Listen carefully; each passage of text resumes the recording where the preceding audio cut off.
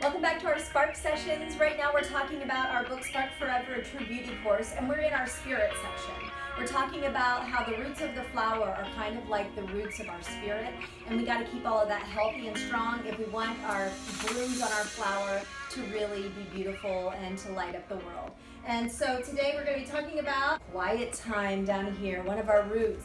Quiet time nourishes your spirit. I recently read an article that said that there are 295 exabytes of information floating around the world. Do you know what an exabyte is? Me neither. But it means like billions times billions times billions.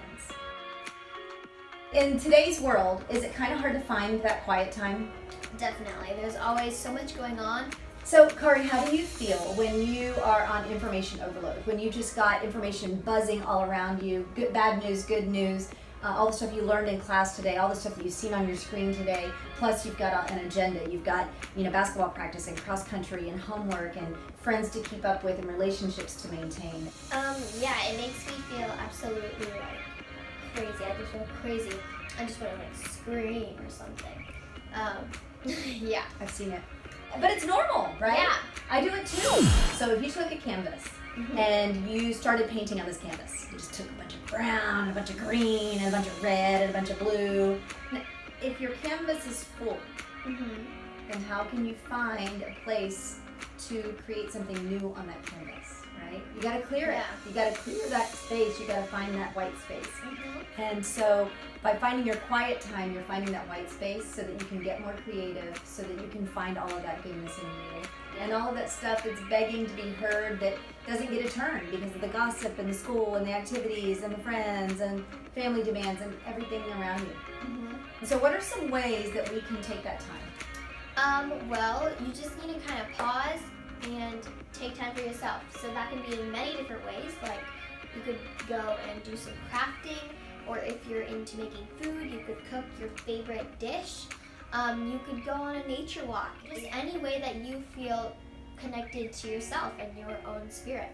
I've come up with kind of an activity that really works for me really well, and I want to share it with you guys. It's called cloud gazing, all right? Cloud gazing is just when you close your eyes and you picture that your mind is just a blue sky.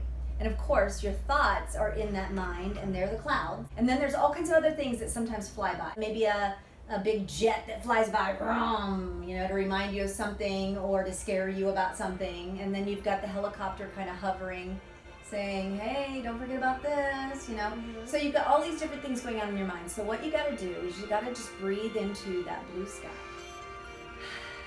Breathe into the blue sky with your eyes closed. And as you're breathing, you're picturing that breath is pushing away all of those clouds.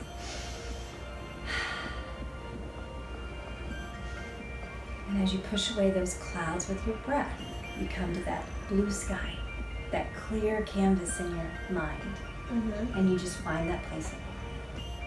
Now, we didn't take 2 minutes because, quite frankly, you'd probably turn us off if we sat here for 2 minutes and did breath exercises. But try it. I find that it actually helps me go to sleep faster. The blue sky, the clear canvas, just helps me calm down and just push all my thoughts away so I can have my own time to connect with my own spirit. So if you don't take the time to stop and think, you will lose sight of what makes you beautiful and how to share your beauty with the world. Go find some quiet time, folks, and we'll see you next time. Like and subscribe. We're going to talk about creativity. Ooh. See you next time. Bye.